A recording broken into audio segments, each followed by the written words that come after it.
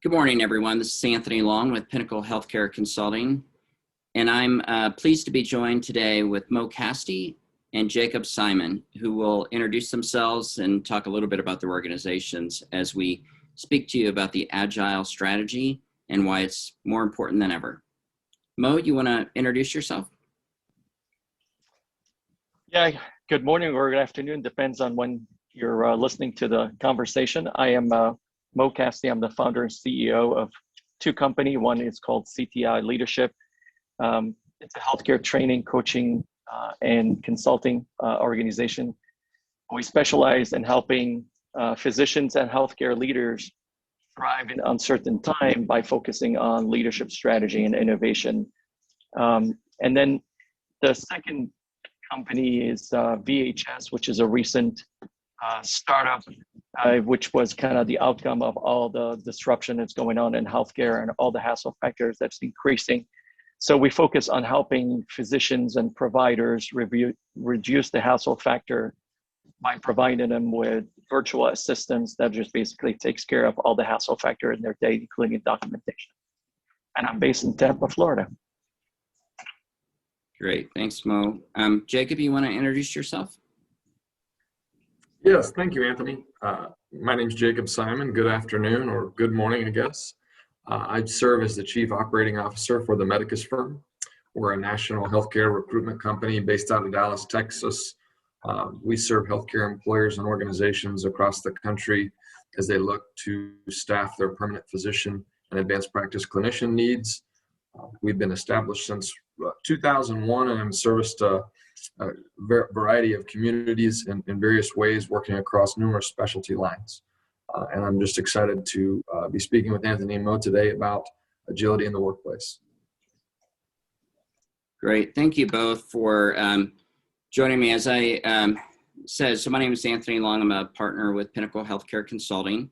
Don't know if you can see over my back shoulder, but it is snowing today in Denver, and we're a little over it for it being May. So talks a little bit about agility on the drive-in for sure. So our goal today is really to discuss and share different strategies for healthcare leaders, really to navigate this just unusual and unpredicted environment that we're living in. We're really going to focus on three areas: leading with strategy, leading people, and leading for results. We'll talk about each of those as we go through today. I think certainly there's a lot of attention around the pandemic and the outcomes of the pandemic. Certainly it's required organizations to really act in a very different way around patient care, supply chain, financials, staffing, and in a lot of different areas that have really challenged and pressured our organizations, something that will require us to, frankly, look at healthcare delivery differently than we have. We've certainly seen that over the last 14, 15 months, and we'll continue to see that as we go forward. Some important lessons, though, and I think, Mo, as we think about different strategies and the importance of strategy, maybe just walk us through some of the characteristics that you see with organizations that you work with, and how you address that through their planning process. Yeah, thanks, Anthony, and excited to be talking about this important topic right now. I think as we go through today, conversation on leading strategy, people, and result, I think that's really the combination of things. Let me start with this one thought that I've been talking with my client across the country, and the aspect of that, the importance of agility is that it's not the strongest species that survive, nor the most intelligent, but it's really the one that's the most adaptable to change. And we've been through a lot, and I've been updating this slide as we go along, and then this where you are just kind of keeps moving. So we created this, what we call the second curve conversation, as a framework for allocating and locating ourselves in healthcare as we transition. We were thriving in the old normal, then COVID occurred, and so there's that disruption, and we went through that disruption.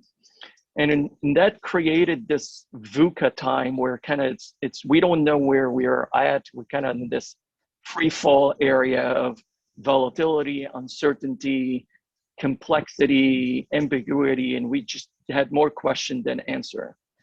And I think now we found our footing and we're trying to stabilize our services, our financials, our patient care. We're working through a lot into the stabilization. And then we, as we moved away, we were calling the second curve post-COVID, but there's no such a thing. So we're calling it with COVID.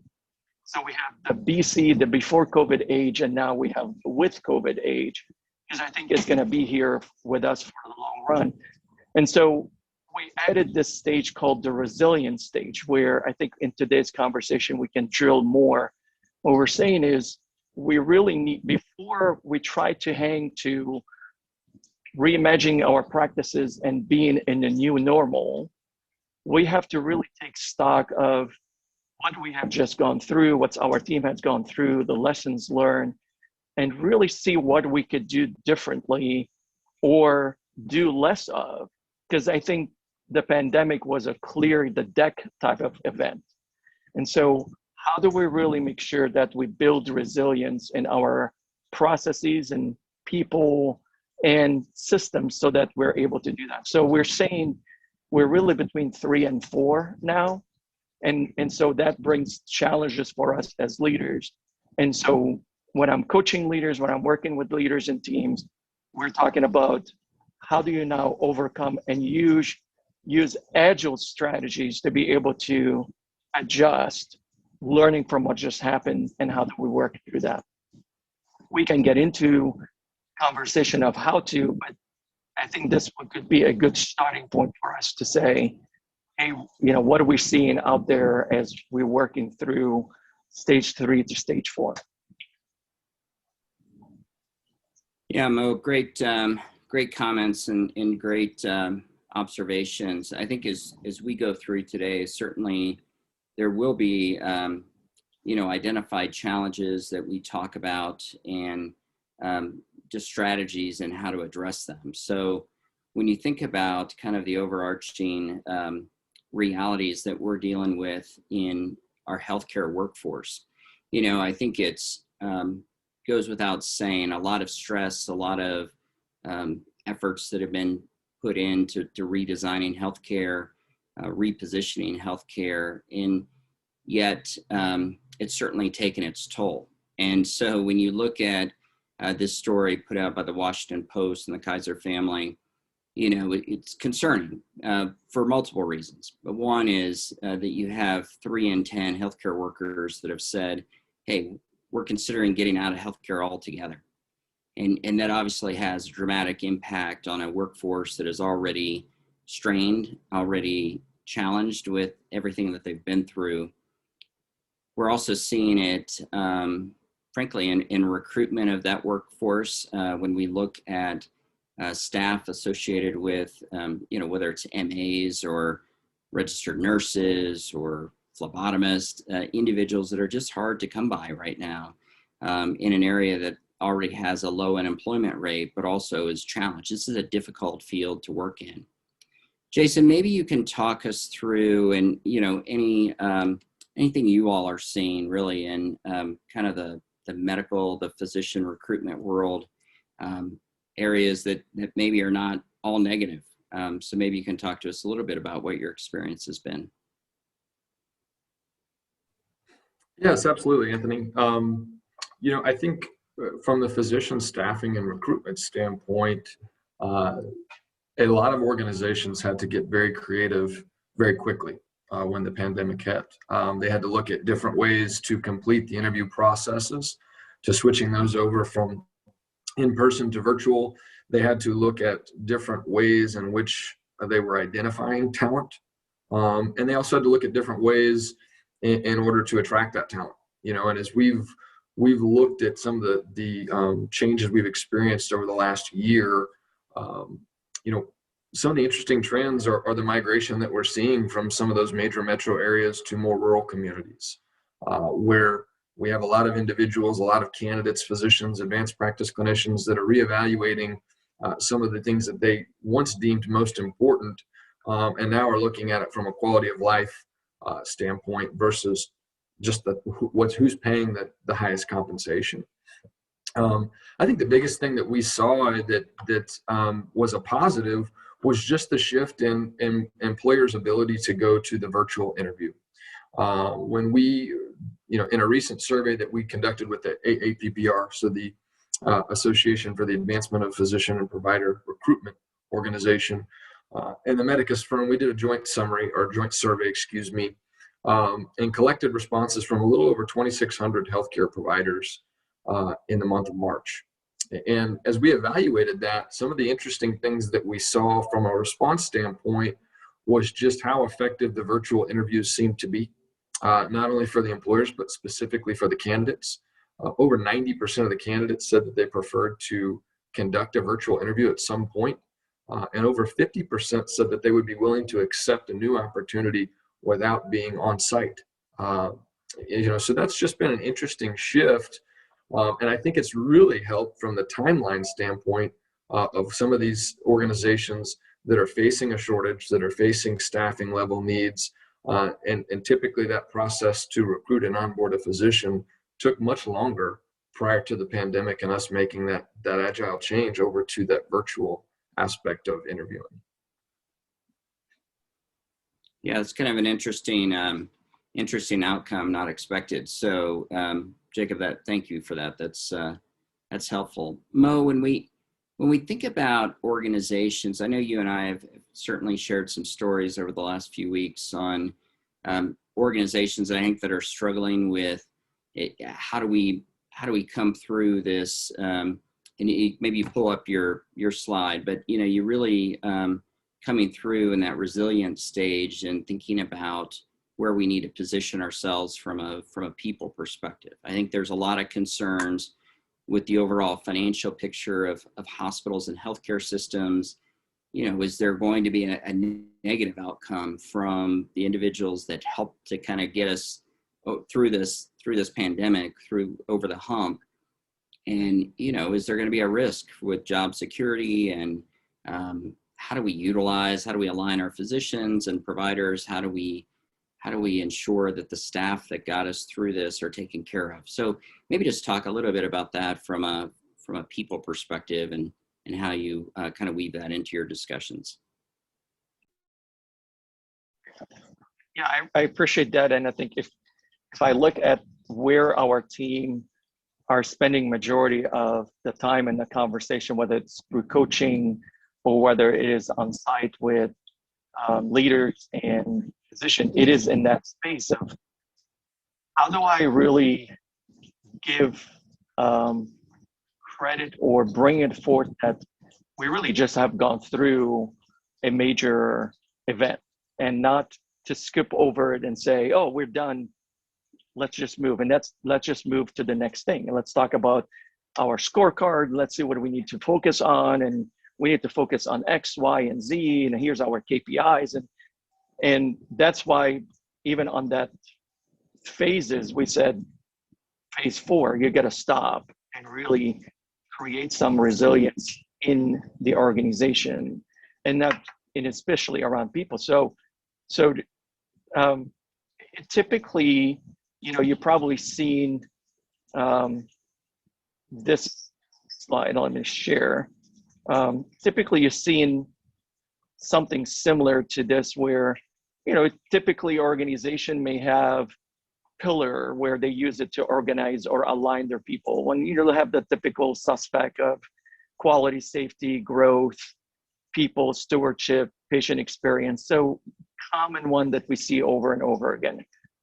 And what we've been really advocating and talking about is we need to shift people from being a pillar to being the foundation. And back to that, really, we need to focus on the provider and staff experience. And we're not saying don't pay attention to the patient experience, but we have to pay attention to the provider and staff experience. They have gone through war and now they're emerging. So you have to re-engage in that in the military, we talk about the re-entry. You know, you've gone to the battlefield, you're coming back, you re-enter into your family. And so we have to really make space for that. And so how do we make that not a pillar, but really give it as much attention? And then that kind of takes multiple approaches to that, including also being able to use the time to develop what we call the not to do list, right? You know, what COVID taught us is, yes, we can put things on hold and focus on one thing at a time, right? And what we're talking about is, let's not lose that. The spirit of, yes, we can put things on hold, or we can reduce things, or we can stop things, we can question things and get it off the list. And so we have to work through that element. And so with leaders today, we're talking about how do you balance between what I love about the Chinese symbol of crisis is that it has two symbols, is danger and opportunity. And so there's this paradox of how do we as leaders keep the optimism going, but yet also deal with the brutal facts, right? And so how do we balance this of not falling into despair, not to be too optimistic that you're illusional, but really being in that space of, again, being pragmatically optimistic. And so in the Good to Great book, you know, talk about the Stockdale paradox. We're in that mode, and being able to engage our team and providers into co-creating together. So it's kind of dealing with the VOCA, just saying, okay, what's our value? Showing understanding that we have gone through a difficult time, but really moving it from, I don't need to parent. Our tendency as leaders is just kind of like, I'm going to isolate you from worrying about things that I'm worrying about, and then just kind of trying to go solve it myself. Versus, you know, you're talking about dealing with professionals. And so this is the time to engage them, saying, here's what the impact of the pandemic has been on our bottom line, on our metrics and everything else. This is the time to engage and to be in action. You know, there's a famous saying is, a body in motion stays in motion. This is the time to be in action, and not just be in a sense of, I got to go in my office, plan everything, solve everything, and then come out and say, here's what's going on. But this is the time to put it out there and be fully transparent. So that's kind of where we're spending a lot of time is, do you really want to engage people? This is the time to engage, and not parent, but really just engaging the physicians and the nurses and the team of saying, this is the reality, what can we do together? Yeah, so a couple comments, Mo, of what you said that resonates. So one is that it's okay to put some items on the, you know, to not list, right? Like that's pretty incredible when we think about organizations that we all work with, and the idea that, hey, whether I have to, you know, complete, you know, 6 important strategies, or I need to recruit, you know, I have the need to recruit 15 physicians and I can't get them here fast enough. And now all my attention is set on redesigning processes and figuring out new ways to deliver care to my patients and take care of family members. But the idea of putting things on the back burner, I think, were almost a necessity, right? Because there was so much needed to be redesigned and restructured in our healthcare delivery system that everyone said, hey, I don't have an option. If I'm going to be in these discussions about moving med-surg beds to ICU capacity beds, or if I had to find gowns because they were nowhere to be found and they suddenly escalated in price, significantly, it was, we didn't have an option, right? And I think the thought of that, and it's almost a little bit like, you know, when you're ill and you say, well, I'm never going to do this again, or I'm going to, you know, first of the year, I'm going to start getting in shape. And suddenly we stop remembering all those things. So we're actually watching a fair amount now. I think everyone is saying, hey, we need to now do double time in order to make up for all this lost time. So there is that balance between that agility factor that you spoke about and the need to learn some important lessons that came out of this pandemic.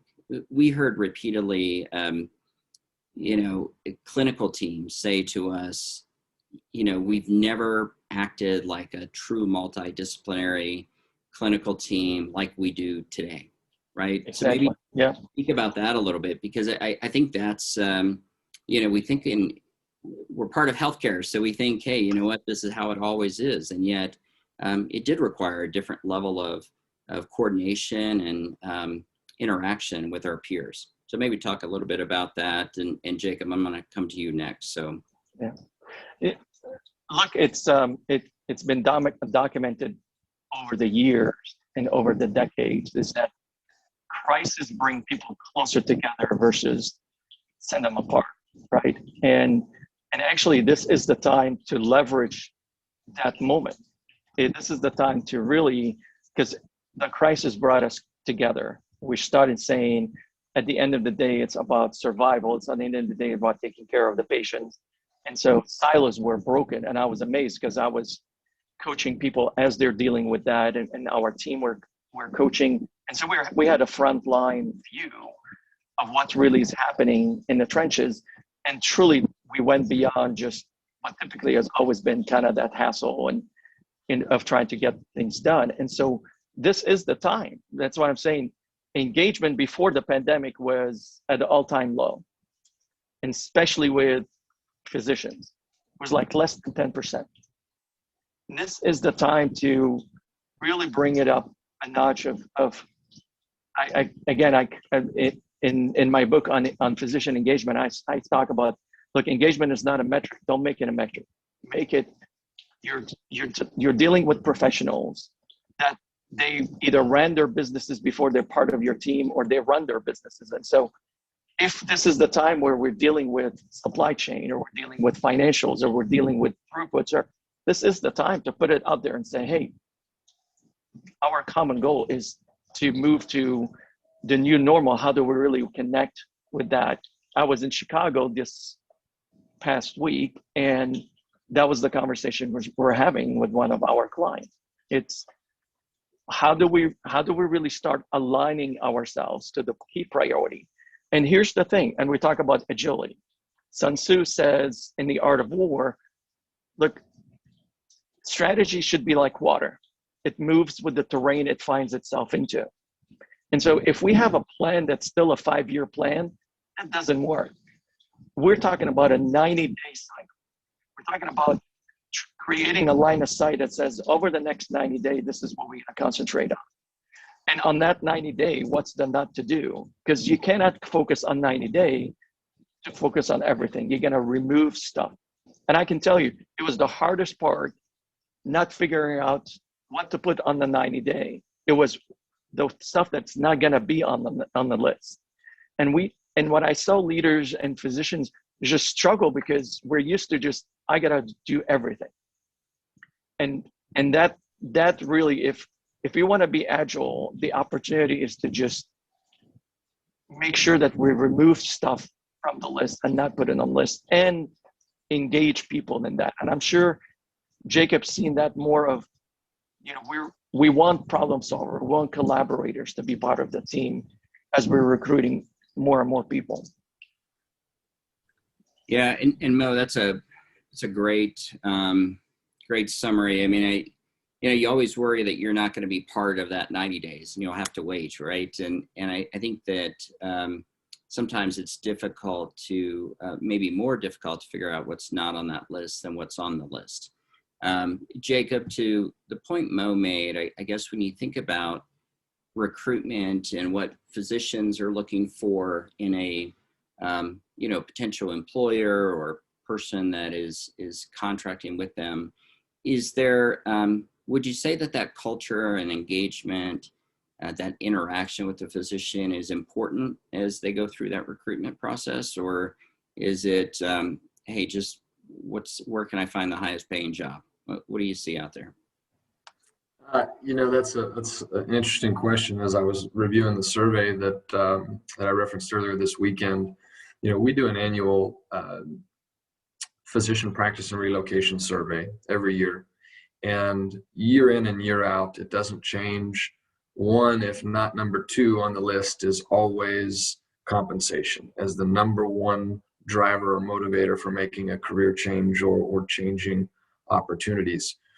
In the survey that we recently conducted, over 54% of the responders indicated that quality of care at the new location that they'd be working at was the number one driver or motivator.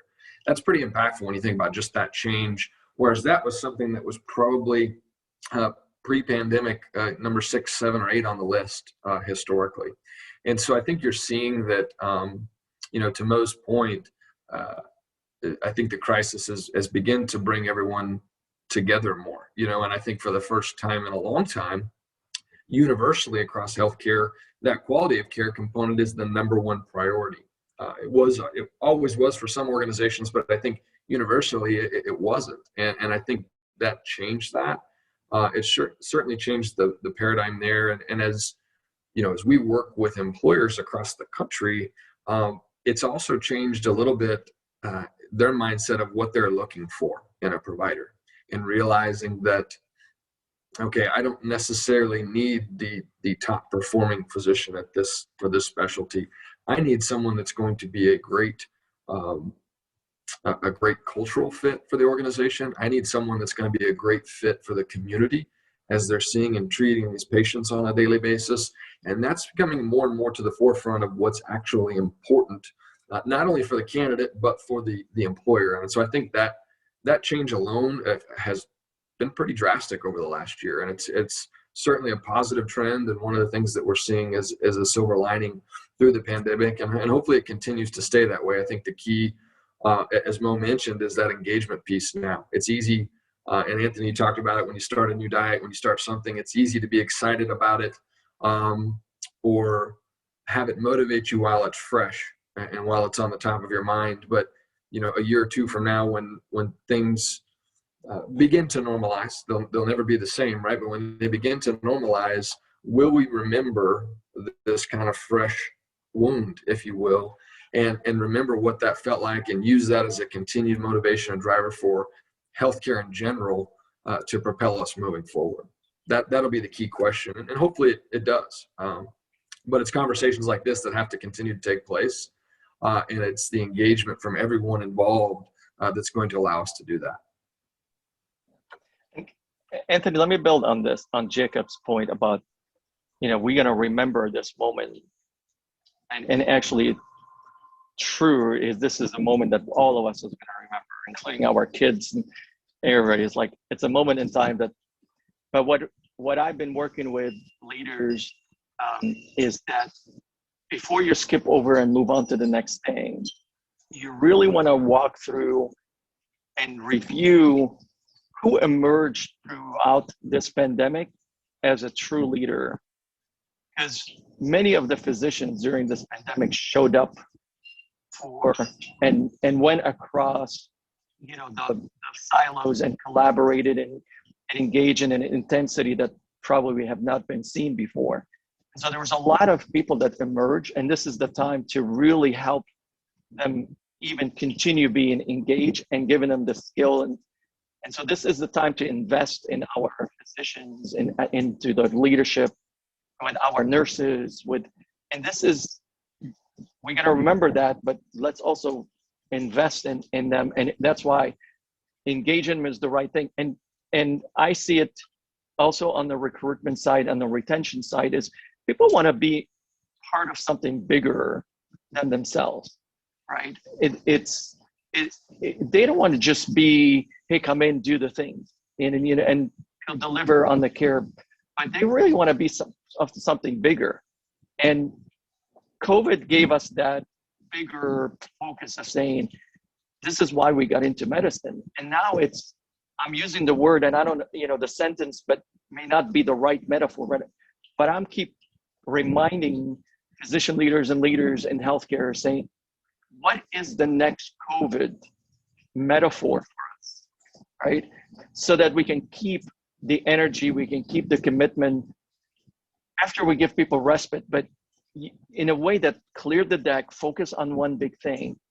And so we call it the line of sight. I use it heavily. It's like kind of keep a line of sight on what is really the priority and what's important, and just make sure that everybody is aligned, because we don't have clarity in healthcare. We just kind of like lots of stuff going on, and so people talk about strategy. I say, like, we don't do strategy well in healthcare. We just throw a bunch of stuff, and and having this well focused. Lencioni, he had a whole book called The Advantage, and to talk about clarity is what defines the health of an organization. And the more we can give people clarity that says, this is the next thing we're focused on. Now let's figure out, what are we not going to do? What are we going to focus on? What are we going to do? Who's on first? Who's on second? And then let's just focus on those and crank through those. And let's try things. I tell people, don't brainstorm, try storm. Right? Just go try something. And if it works, great. If it didn't work, great. I watched people during the early stage of the pandemic, right? We were trying a bunch of stuff, right? And we can do it this way and isolations and so on. This is the innovation. Let's do that. So this is the time, and I'm glad we're having this conversation. It's a good time for all of us as leaders to say, hey, let's not just skip a step and just move to the new normal. Let's take time to create that actual strategy and engage our people through it. So. Yeah, and Mo, I think you hit on some important words, but more importantly, the concepts. So when we talk about innovation in healthcare, we talk about value-based healthcare, we talk about managing populations. I mean, all the words that we've all respectively not to share our age, but have shared over the last 30 plus years. And I think when we talk about that, you almost get a little fatigued in that discussion, because you're like, well, my gosh, when I was coming up through my program, right, they always talked about this value base, and here we are some 30 years talking about it again. So I think you hit it on the innovation, in the sense that, hey, this has forced us to try some things that we would not have normally tried, right? So if I don't have enough hospitalists to cover my service, I immediately would turn to locums, or I would pick the phone and call everyone that I could. Now we have neurosurgeons, cardiologists practicing as intensivist and hospitalist in roles that maybe they were trained in from a medical school perspective, but not necessarily their career. But they said, hey, we're willing to help out because we need to help out, right? We need to support our own.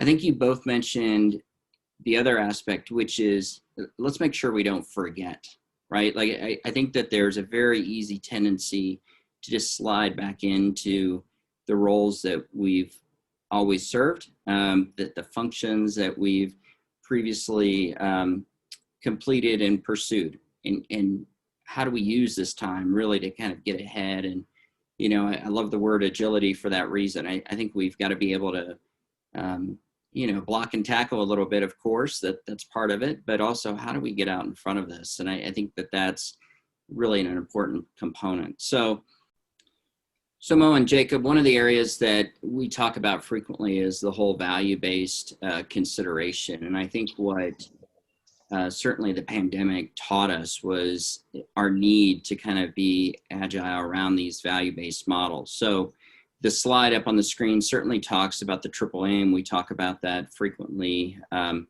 the importance of that. Certainly access being added to that mix. Never was there a time that access was so difficult for not only our patients, but our patients' families, the caregivers that took care of them.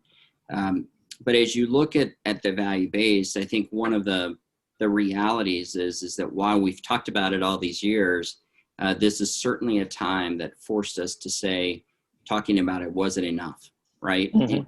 We needed to position ourselves. We really need to have dialogue. When we think about the different models, and certainly this isn't a complete list, but when we think about abilities to align with physicians towards that development of the value-based initiatives, certainly no better time than what we've experienced over the last year plus, but also I think as we come out of this, and from a leadership perspective, really going to be important that we not lose sight of this, that we really do kind of keep a focus, make sure that we have that alignment.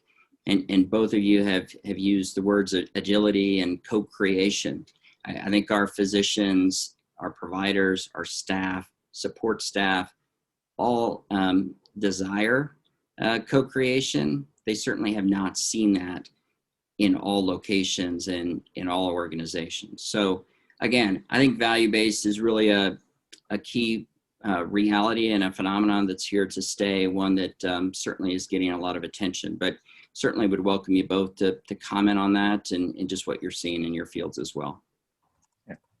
Look, I think the pandemic was a good wake-up call for all of us in healthcare. And if we were so addicted to the fee-for-service model, and when volume went to zero, we started realizing that this is something that we need to start diversification. And this is the conversation we're having. In one of my latest blog, that was all the conversation is.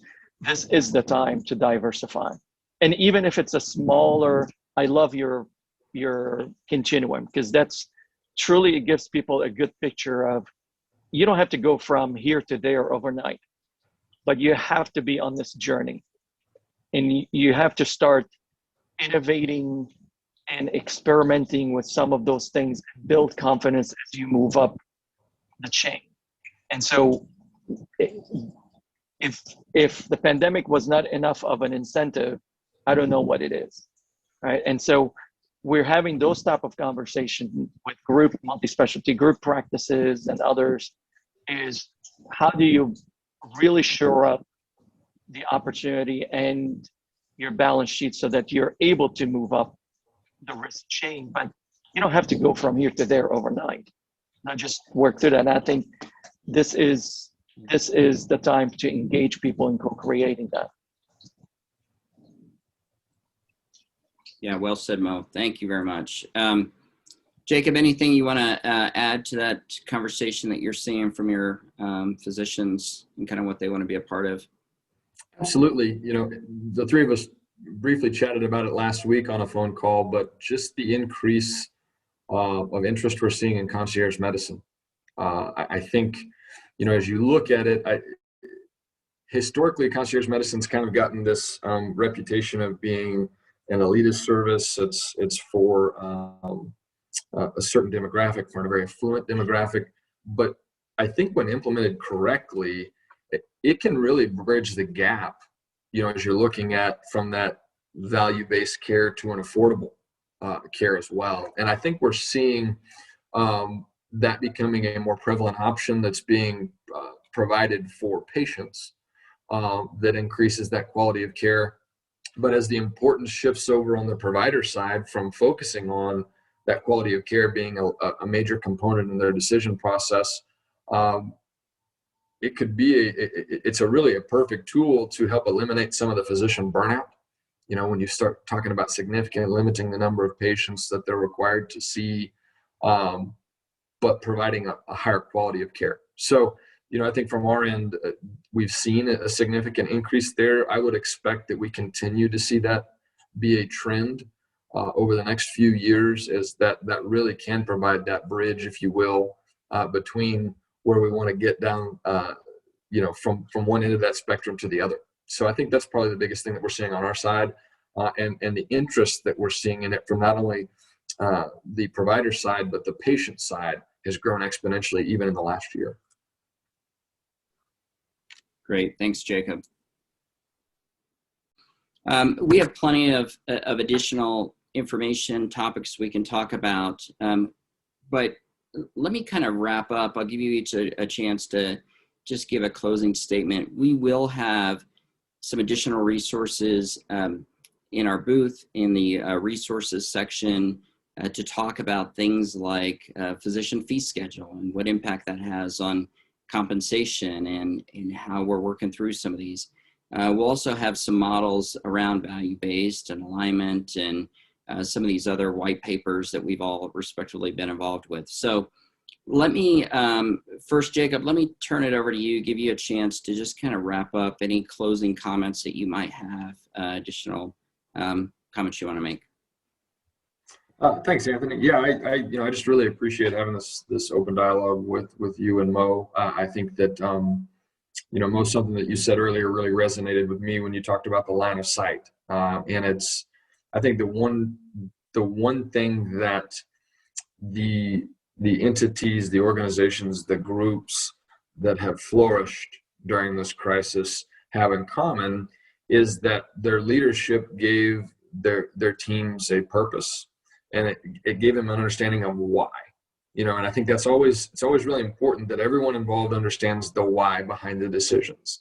It's really easy to pivot, make some of these strategic decisions and try things, and to the person that's not involved, maybe behind the closed doors of some of those decisions being made, is that they're not understanding and they don't know why.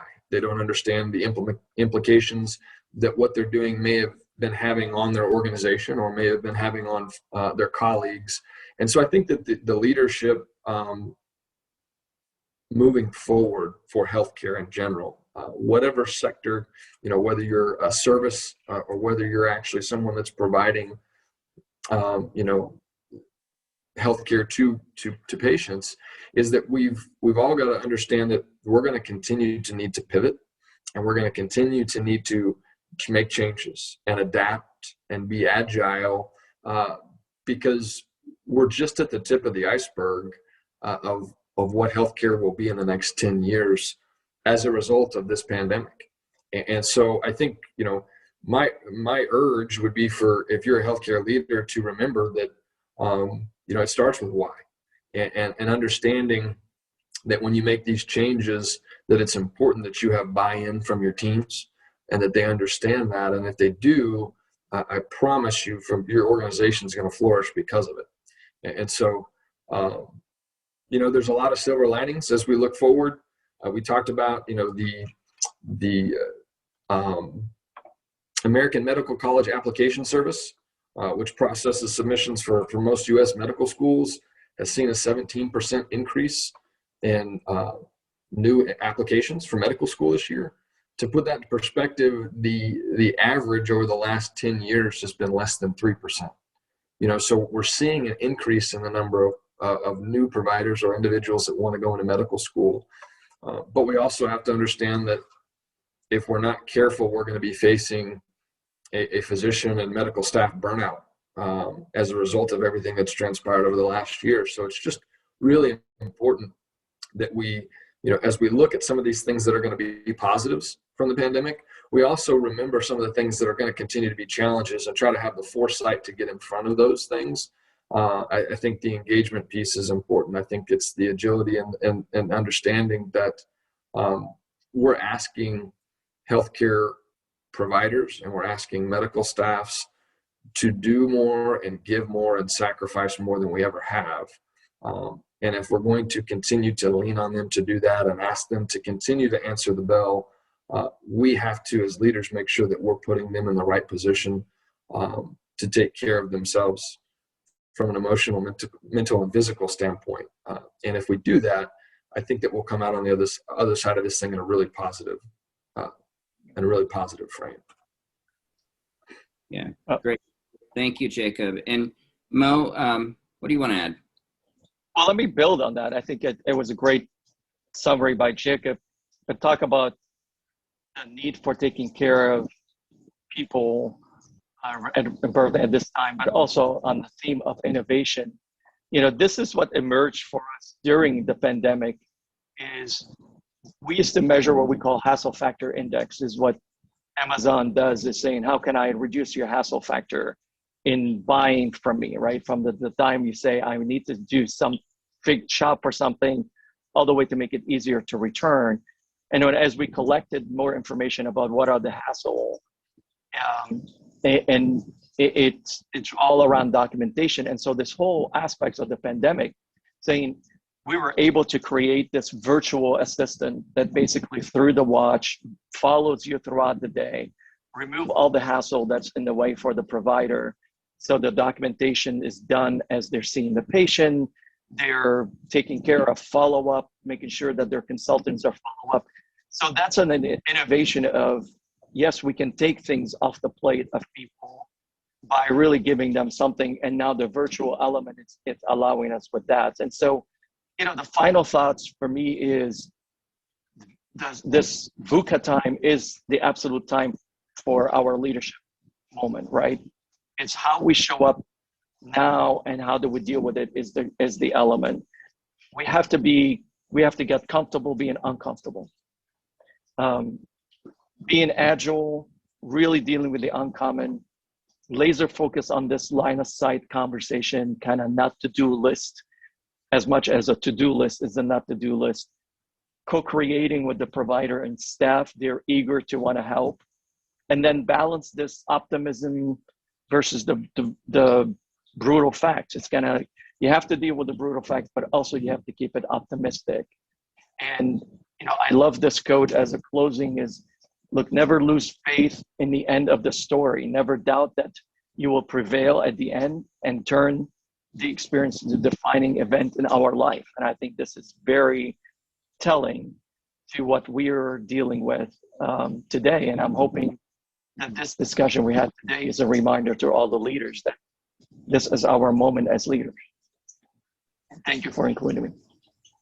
Yeah, Mo and Jacob, thank you so much for participating in the virtual conference today. Great insights, great input. We will, as I mentioned earlier, have some additional resources, some materials that certainly you can reference as we go through today's event. But thank you both for being part of this, and certainly look forward to continued discussion and feedback as we move forward. Thank you both.